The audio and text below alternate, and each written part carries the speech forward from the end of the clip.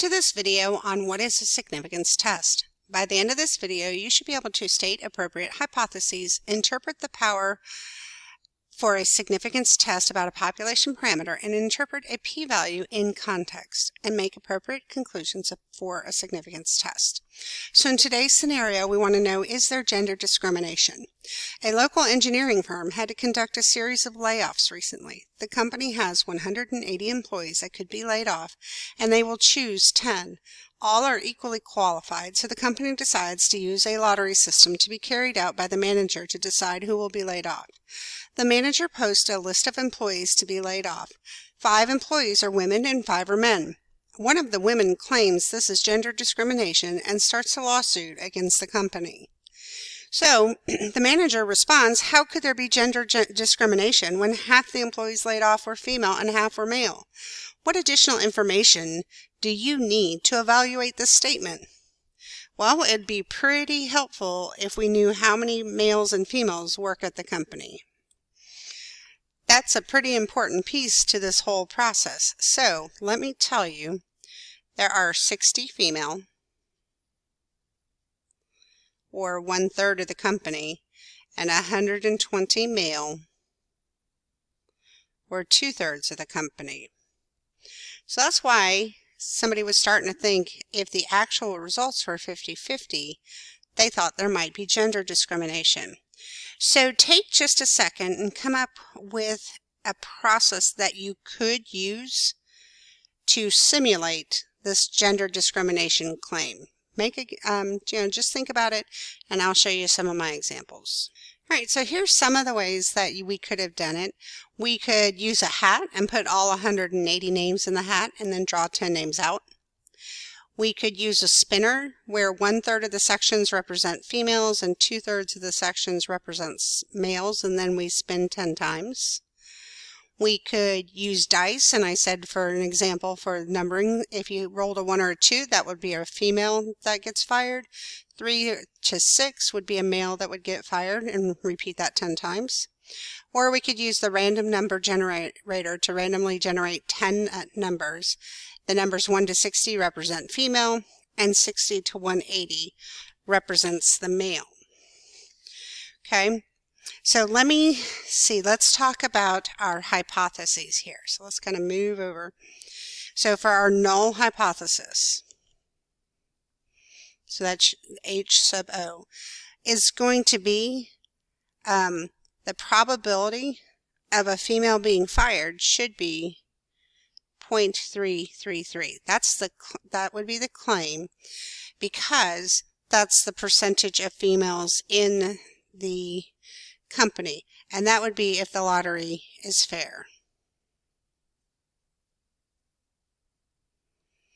Okay. Our alternative is going to be that the lottery is unfair,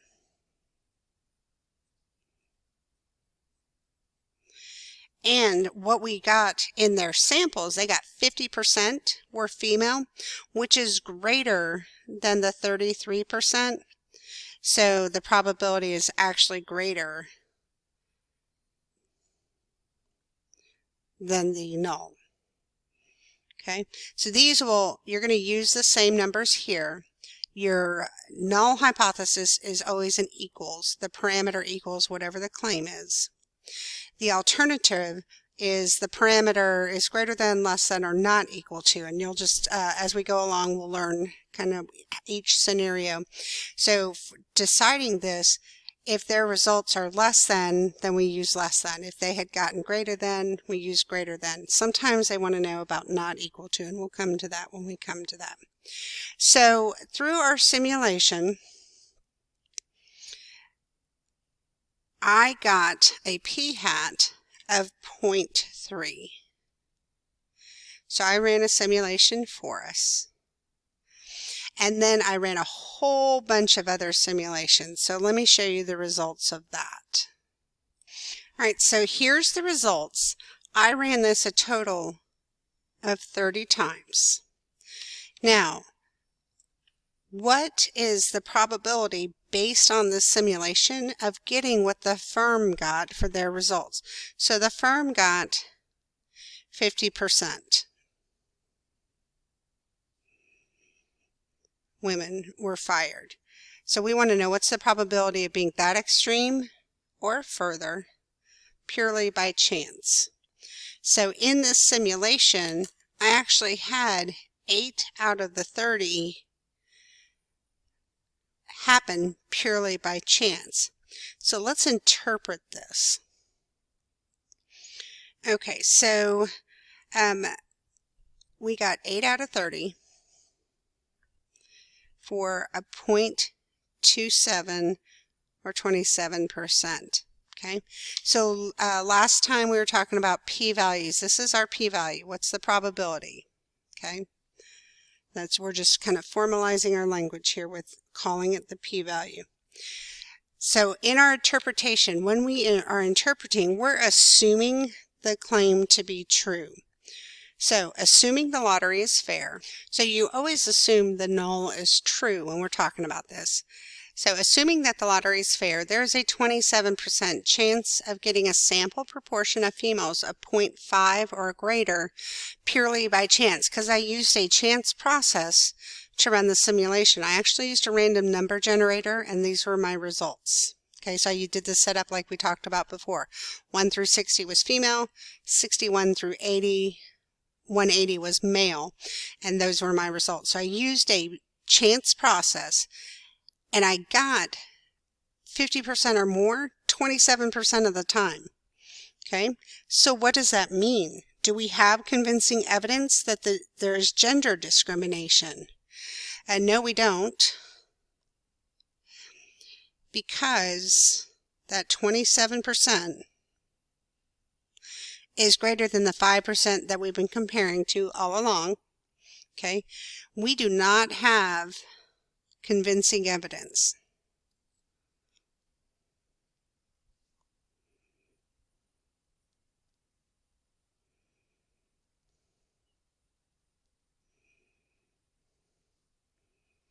Of gender discrimination.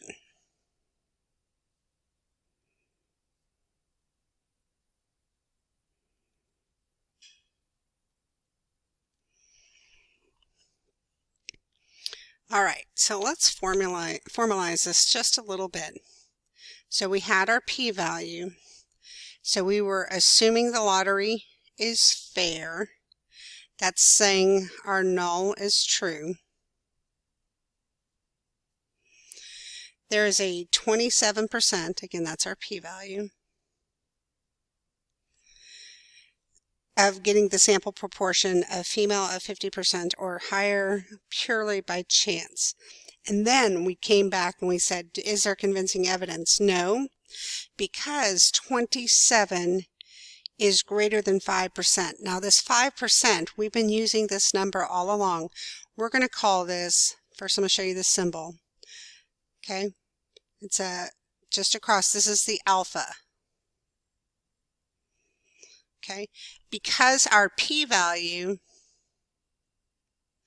is greater than alpha of 5%, we do not have convincing evidence of gender discrimination. And gender discrimination was actually our alternative, is that there was something else going on with discrimination.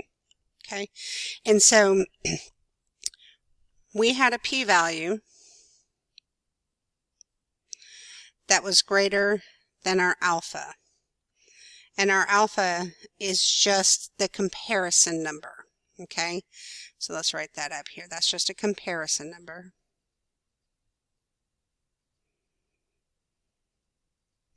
And we've used 5% pretty much the entire course as we've talked about this.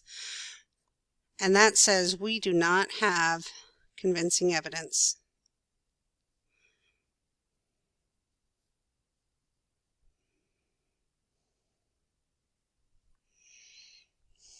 for the alternative.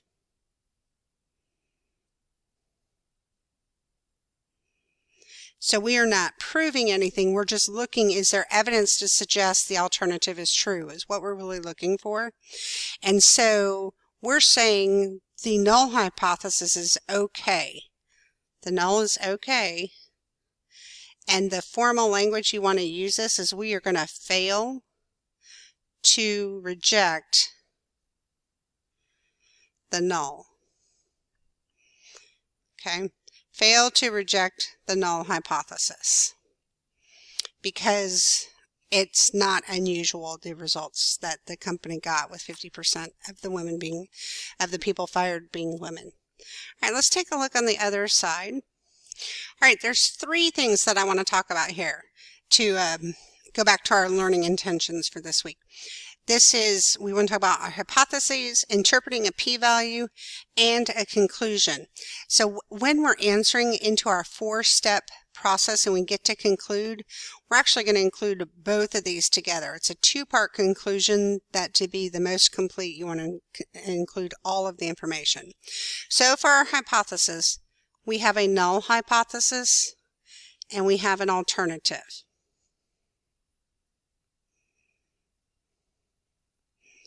So our null hypothesis is symbolically written H sub O, H naught. This is a 0, and you're either going to have either a population proportion or a population mean, and we want to use population notes here, symbology, and that's going to equal the null value. And really, a way to think about this is your null is whatever's being claimed. So in the previous lesson, I claimed to be an 80% free throw shooter. So my null hypothesis is I am an 80% free throw shooter. Okay. Then your alternative, H sub A, is it's either going to be the population proportion or mean, whichever one we're talking about. We're talking about proportions mainly right now.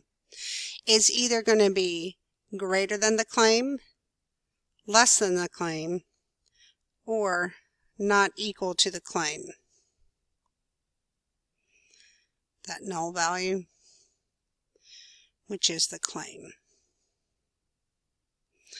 And how you know which symbol to work is you have the claim, and how does the number that you got in a sample compared to the claim. If the number is less than the claim, you'll use the less than symbol. If it's greater than, we'll use the greater than symbol. And sometimes they just want to know what's the probability of it being different, and that would be not equal to. And so they would just use the word different here.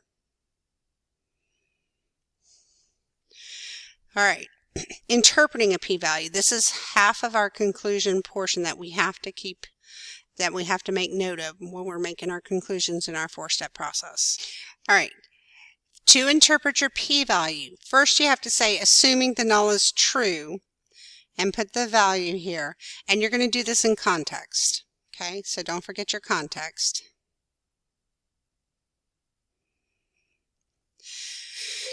There is a p-value probability of getting whatever value is observed or more extreme purely by chance.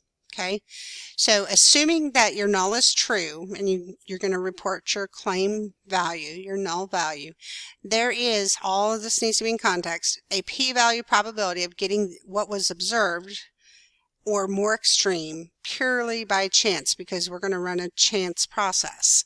Okay, and then our conclusion is going to take that, and you're going to make a comparison to that alpha number, that comparison number that we've talked about. Usually it's 5%, but we'll talk more about that.